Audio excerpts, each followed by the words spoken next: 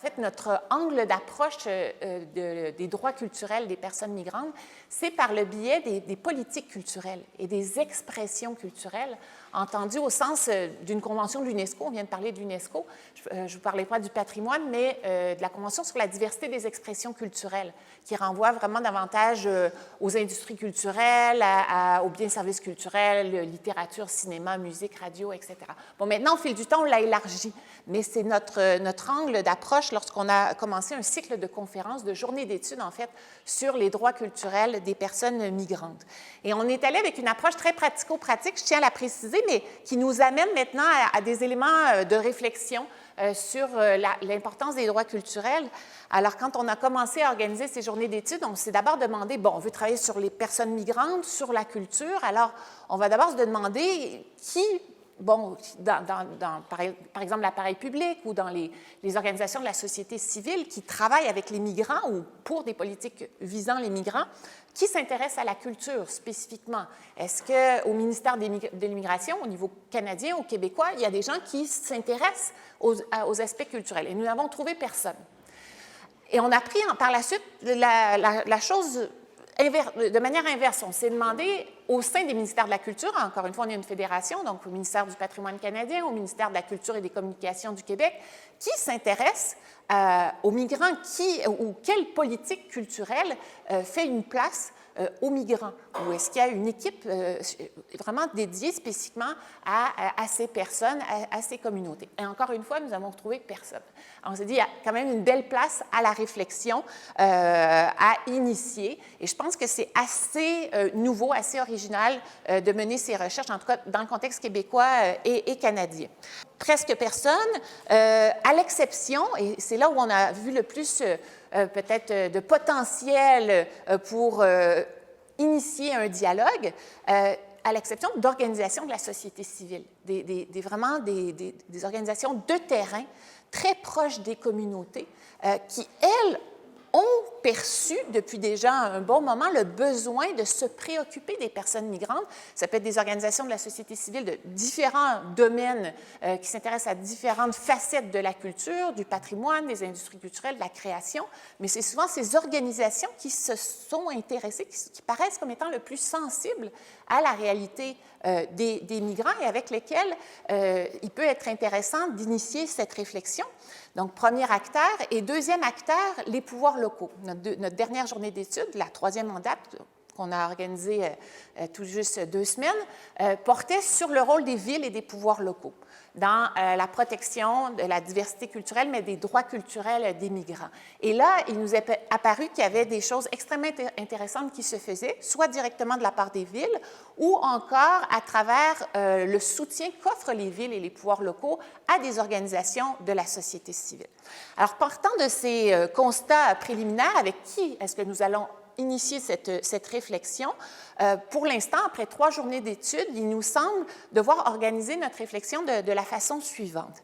Alors, déjà, quand on parle des droits culturels des personnes migrantes, il faut déjà distinguer, même s'il peut y avoir des regroupements, on a tout un champ de réflexion à explorer en ce qui concerne les personnes migrantes de façon générale, qui rentrent au pays et qui ont des droits culturels, ont un droit notamment, et c'est ce qui nous interpelle tout particulièrement, de participer à la vie culturelle, d'y contribuer. Et donc, ce premier groupe fait vraiment partie là, des éléments de réflexion, comment penser de façon générale les personnes migrantes au regard des droits culturels, mais aussi d'un deuxième groupe qui sont les artistes migrants, qui, évidemment, bénéficient de tous les droits culturels, mais pour lesquels on a une réflexion peut-être un peu plus poussée lorsqu'il est question de liberté artistique, notamment.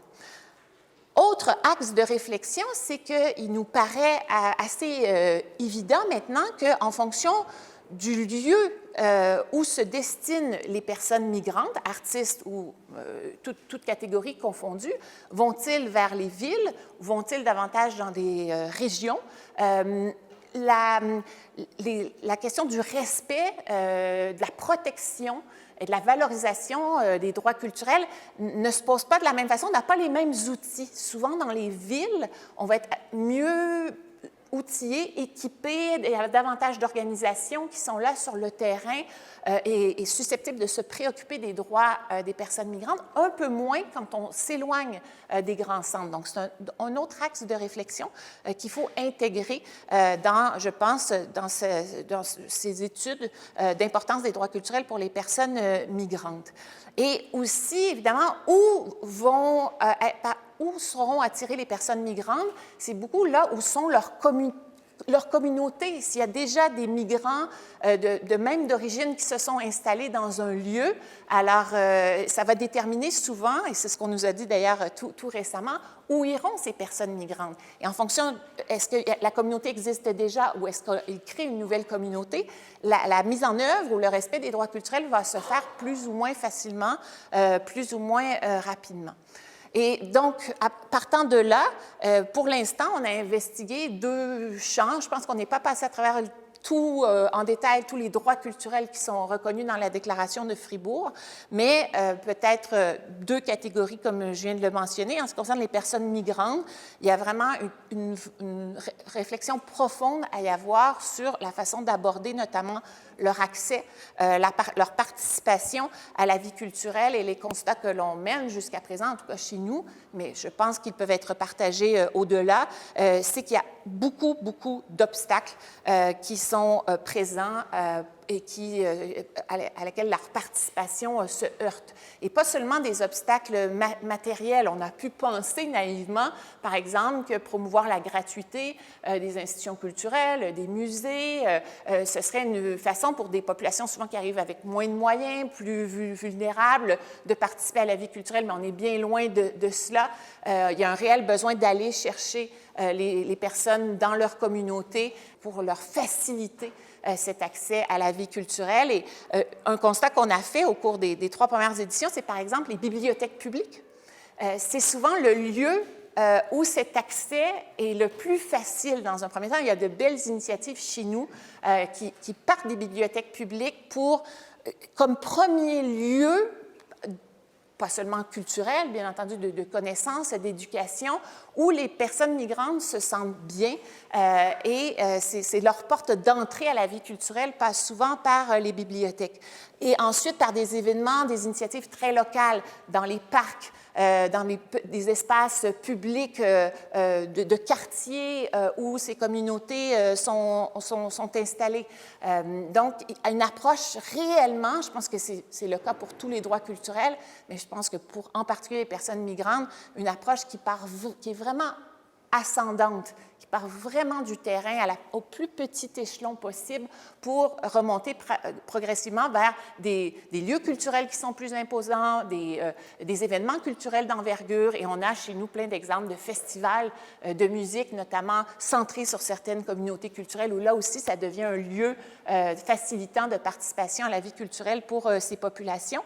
Mais au-delà de penser en termes de lieux culturels, d'événements culturels, il faut penser aussi de manière beaucoup plus transversale. On a beaucoup parlé ces 3 dernières années, dans le cadre de ces journées d'études, de la place des communautés migrantes dans le système d'éducation, dans notre façon notamment d'enseigner l'histoire. Le Canada, c'est une terre d'immigration. Alors, il faut penser, la manière de présenter notre histoire doit se faire justement de cette façon. Ce ne sont pas que les derniers arrivants qui sont qualifiés de migrants, nous sommes tous des migrants, à part les communautés autochtones. Alors, il y a ces enjeux très transversaux aussi sur lesquels il faut travailler. Puis, je vous donnerai un autre exemple très rapidement. On a ce projet au Québec. Ça s'appelle les Espaces bleus. Et c'est un projet de notre actuel premier ministre, François Legault, qui a été annoncé un peu comme un projet identitaire, un peu nationaliste. Dans le bleu, c'est la couleur du drapeau du Québec. Et un peu pour revaloriser une forme de culture, je mets entre guillemets, plus traditionnelle québécoise, face sans doute à un sentiment de peur ou de menace qui croît depuis quelques années, peut-être justement face à l'arrivée de migrants de toute origine, y compris de religions diversifiées. Et ce qui est intéressant, c'est que ce projet, qui finalement va être travaillé avec un musée, n'évoluera peut-être pas exactement dans le sens où le premier ministre l'avait anticipé lorsqu'il a fait cette annonce d'espace bleu. Parce que la question qui se pose au sein des communautés là, qui travaillent dans la musée, c'est d'accord, alors mais quelle place ferons-nous aux communautés autochtones qui étaient là avant que cette couleur bleue imprègne le territoire d'Amérique du Québec, puis aussi un peu au-delà avec les francophones. Et quelle place sera faite surtout aux migrants qui sont arrivés par vagues successives, pas depuis quelques années, mais depuis des siècles et des décennies. Alors, penser les migrations, c'est aussi dans des projets très structurants comme ça qu'on va devoir le faire. Puis, très brièvement, bien, sur l'autre catégorie que je vous ai présentée tout à l'heure, les artistes migrants, on travaille sur la liberté artistique. On vient d'ailleurs de faire paraître les actes issus de notre journée d'études de l'année dernière. Si vous allez sur le site de la chaire d'UNESCO, vous allez pouvoir le constater. Et là encore il s'avère que nombreux sont les obstacles d'ordre économique, social, culturel, qui limitent la capacité de l'artiste migrant à s'exprimer, à occuper une place dans l'espace public. Alors, d'une part, il faut savoir l'identifier ou lui permettre de s'auto-identifier. Pourquoi? Pour l'amener à être en contact aussi, on le sait, c'est très important pour tous les artistes, mais notamment pour ceux qui arrivent, d'être en contact avec d'autres artistes, intégrer les réseaux, les communautés pour développer des partenariats. Alors, c'est un réflexe qui n'est pas encore du tout développé. Au-delà, une fois que cet artiste est identifié, qu'on sait qu'il existe et qu'il est en réseau, comment lui permettre d'accéder à tout le soutien qui est offert depuis très longtemps au Québec, au Canada, aux artistes, les fonds, les subventions. Quand on creuse un peu, il s'avère que c'est certaines formes d'expression culturelle que l'on tend à financer à partir de certains critères qui ne prennent pas toujours en compte la diversité des expressions qui existent maintenant et des créateurs qui existent sur le territoire québécois et canadien et qui font partie, qui sont les membres des jurys. C'est même dans l'attribution de ces formes de soutien qu'il faut penser aussi à ces personnes qui arrivent de l'étranger, qui veulent créer, qui ont droit d'obtenir un soutien au même titre que n'importe quel autre artiste ou professionnel de la culture. Puis peut-être faut aller encore plus loin et repenser des lois structurantes. En ce moment, on révise la loi sur le statut de l'artiste.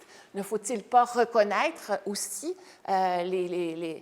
explicitement, même si ces droits, ils en bénéficient, les artistes migrants, mais reconnaître la réalité particulière des artistes migrants. Donc, il y a vraiment plusieurs conditions à réunir, plusieurs communautés à mobiliser. Et c'est un travail qui doit être transversal aussi, bien entendu, à nouveau. Quand on enseigne les arts, l'histoire de l'art, quelle place aux expressions culturelles provenant de communautés de migrants est-ce que l'on fait? Patrice a parlé des médias un peu plus tôt aujourd'hui.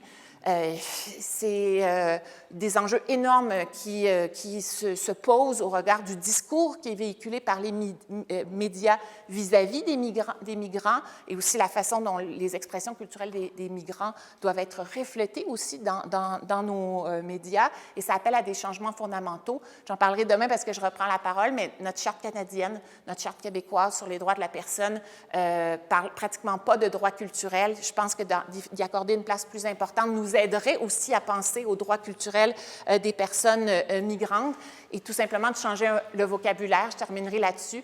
Quand on est à notre journée d'études de la semaine dernière, les Québécois, les Canadiens utilisent encore beaucoup le terme « intégrer les migrants », ce qui a fait sursauter notamment la rapporteure spéciale des Nations unies dans le domaine des droits culturels qui était avec nous en disant c'est dépassé comme concept, ou en tout cas, il faut repenser notre façon d'intégrer. Et au final, on en est venu à la conclusion que c'est plutôt en utilisant les termes ou les concepts de rencontre qu'on finalement, on changeait notre approche et c'est peut-être une précondition justement pour que les droits culturels des personnes migrantes prennent de l'importance. Cesser de penser en termes d'immigration, mais de rencontre, de dialogue, de partage.